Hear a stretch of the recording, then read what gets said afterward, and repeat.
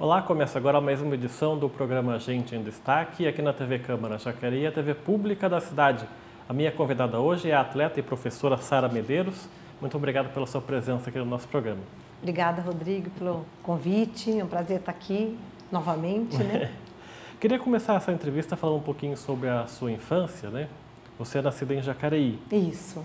A sua infância foi em qual bairro aqui de Jacareí? Fala um pouquinho sobre seus primeiros anos aqui na cidade. Bom, eu sou nascida aqui em Jacareí mesmo, né? Sou daqui da terra mesmo. A minha infância eu passei toda ela, infância, adolescentes, ali no Santa Maria, perto do Ponte Preta. Né? Os meus pais moraram sempre ali, desde que eu me conheço por gente, eles moraram ali. Então foi ali no entorno ali do Jardim Santa Maria, Ponte Preta, ali o bairro ali, que na época era super tranquilo. Eu me lembro de brincadeiras que a gente fazia na rua, eu, meus irmãos, e às vezes as crianças que moravam ali também próximas. E hoje em dia o bairro já cresceu muito e já não dá para fazer isso, mas na época era muito gostoso. Porque o Santa Maria, ali do lado do Parque Brasil, né? Isso. Anos 70 era um bairro ainda menos povoado, né? Era. Porque não tinha tanta casa. Eu me lembro direito que a rua da casa da minha mãe era, na verdade, acho que a última rua do bairro. Depois da rua da casa da minha mãe, só tinha a fazenda, era um bairro bem menos populoso mesmo, poucas casas, e a gente aproveitava por causa justamente disso, né? Não ter tanto movimento, a gente conseguia fazer as atividades que a criança gosta, né? Brincar mesmo junto. E os seus pais, eles faziam o quê de profissão? O meu pai era dentista, né? E a minha mãe professora. Pedagoga. Família grande ou você tem muitos irmãos, não? Eu tenho 2 irmãos. Eu sou a mais velha, eu tenho um irmão do meio, né? Chama Walter, nome do meu pai, e o meu irmão mais novo é Telmo. E essa sua criação lá no Parque Brasil, quando tinha poucas casas, lá no Jardim Santa Maria, foi uma infância mais solitária? Você tinha amigos ali do bairro mesmo? Conta um pouquinho pra gente sobre essa parte. Então, a gente tinha poucas casas, né? Mas assim, a gente tinha amigos no bairro também. Às vezes vizinhos que brincavam, né? Tinham mais ou menos a mesma idade, né? Mais a mesma idade dos meus irmãos. A gente fazia também, praticava natação, então todas as manhãs quando nós éramos mais novos, a minha mãe levava a gente até na época o Trianon Clube, né? E daí a gente treinava ali, eu e os meus irmãos. E depois que a gente já tinha uma certa idade, a gente combinava o pessoal da rua que fazia natação também, né? Um passava na casa do outro e a gente ia tipo de comitiva, né? Ia todo mundo a pé até o Trianon para fazer nosso treino de natação e depois a gente voltava a pé. Então, assim, a gente brincava bastante na rua, período de tardezinha, aquelas brincadeiras que hoje em dia dificilmente acho que as crianças têm, né, para fazer na rua, pega-pega, esconde-esconde, jogar taco, estender uma rede de vôlei entre um poste e outro e jogar um vôlei na rua, a gente fazia bastante isso. Quer dizer, o esporte para você foi desde criança, né? Sim, sempre. O esporte sempre teve inserido na minha vida. O meu primeiro esporte, na verdade, assim, a nível de treinamento específico e científico mesmo, foi a natação, porque como meu pai e a minha mãe, eles não sabiam nadar, eles se viravam um pouco, mas tinham medo, né? Um pouco de medo da água, eles não. Os 3 vão aprender a nadar. Então, depois vocês podem escolher o que vocês querem fazer, mas a natação vocês vão fazer. Então nós 3 garantido passamos, ali, né? Nós 3 passamos pela natação. Você chegou a disputar campeonatos de natação?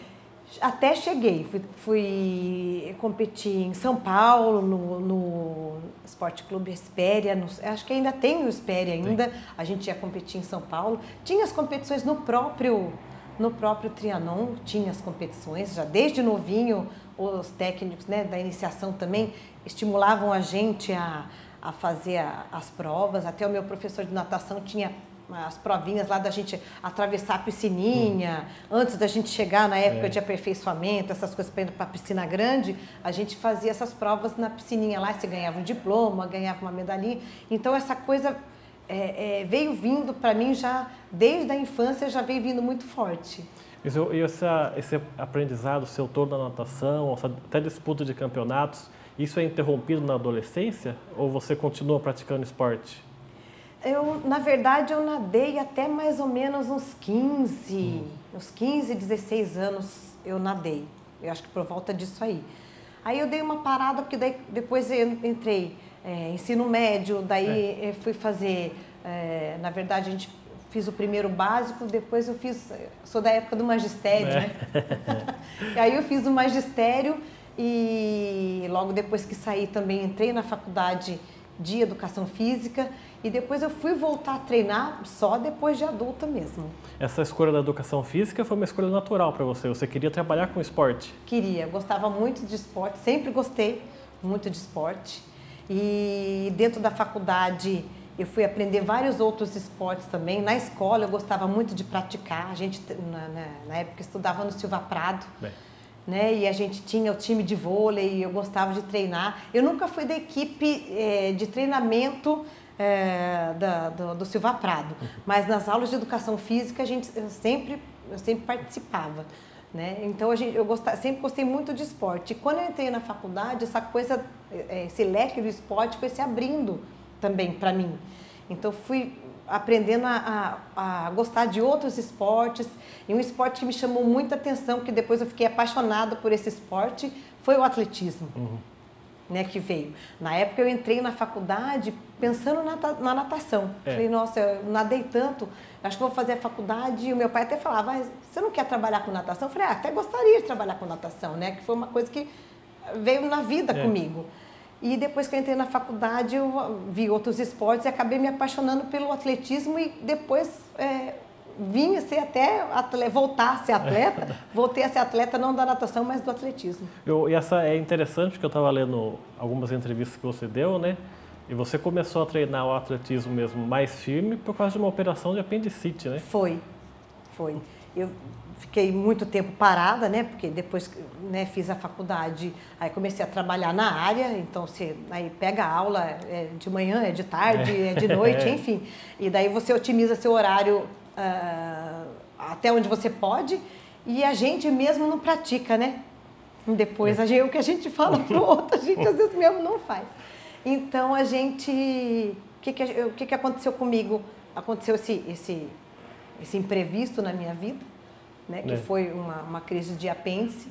E depois que eu saí da cirurgia, pós-cirúrgico, enfim, todo aquele processo, a médica, antes de me dar alta, fez essa pergunta para mim, você pratica atividade física? Eu falei, olha, eu dou aula o dia inteiro, né? E como na época eu dava aula de ginástica, dava aula de step e dança de rua, então eu falei, muita coisa eu faço junto, né? Tem a hora dos aquecimentos, tudo você acaba fazendo junto.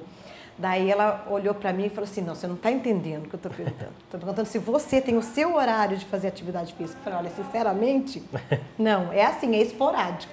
Ela falou, pois agora você vai ter que ter. Né? Por conta depois da cirurgia, tudo o que aconteceu também, e eu, né, perdi um pedaço também do intestino. Então ela falou, para não complicar depois da sua vida, você vai ter que ter uma atividade regular, um horário seu. E daí foi que eu comecei a fazer caminhadas, que era o que dava para fazer depois do pós-cirúrgico. Essas caminhadas foram se transformando em corridas. Essas corridas foram se transformando em 2 vezes por semana, 3 vezes por semana, em semana inteira. E acabou que numa prova que eu fui acompanhar meu marido, que era técnico na época, né, da equipe de atletismo, fui acompanhar numa prova e ele falou, não, nós precisamos de um ponto aí, e você vai entrar na prova de marcha para conseguir esse ponto. E foi aí que começou tudo. Quer dizer, em nenhum momento depois da operação em que a médica recomendou para você a atividade física, em nenhum momento você pensou em voltar para a natação? Não, na verdade não. Foi até curioso isso, né? Foi uma coisa que, como estava mais próximo para mim, porque eu moro agora ali no Parque Califórnia, para mim é próximo ali o Vila Branca. Então eu comecei a praticar caminhada ali na pista de atletismo. Do estádio ali, do Jaque. Isso. E ali aquilo foi ficando mais sério, aquilo foi ficando, para mim, mais gostoso, mais legal. E assim foi esse processo mesmo de estar me tornando uma atleta mesmo, né? Com treinamentos específicos, com treinamentos científicos, com acompanhamento. E começou de uma caminhada, na verdade. E como é que passa essa transição do atletismo? Porque a gente, quando pensa em atletismo, pensa em corrida ou pensa em salto de obstáculo, né? Como é que foi essa transição do atletismo para a marcha atlética, que é um esporte que quase ninguém conhece, que tem regras muito específicas? Como é que foi para você essa transição? Então, a marcha atlética é um esporte realmente, como você falou, é pouco conhecido aqui, né? Para nós aqui no Brasil. Já, por exemplo, no Chile, no México, Europa. Na Europa é muito forte, né? E temos bons marchadores também, mexicanos, chilenos, argentinos. Então, nós temos, aqui no Cone Sul, a marcha é bem difundida. Mas aqui no Brasil ela não é tão difundida assim, justamente por conta das regras e da metodologia mesmo da marcha, né? Na verdade, o meu marido, que era técnico de atletismo, é meu técnico até hoje, né? O professor Lula Medeiros, né?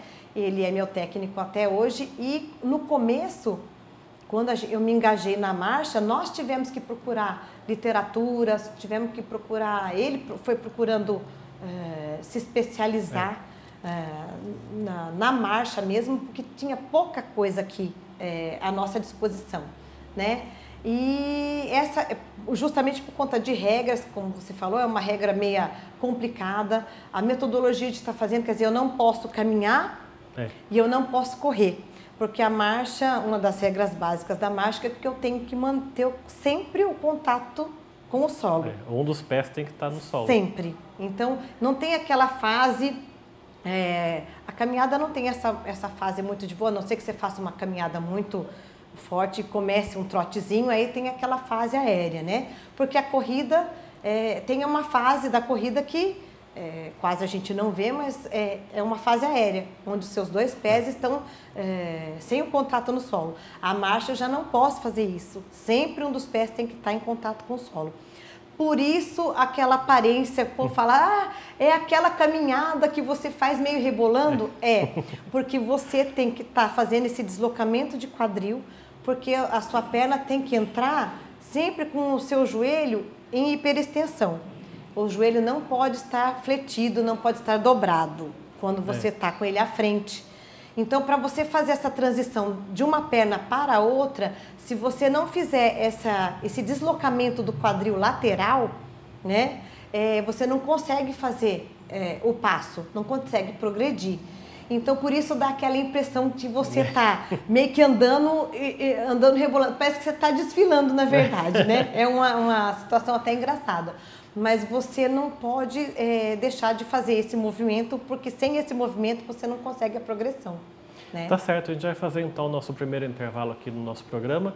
O Gente em Destaque volta daqui a pouco, até já.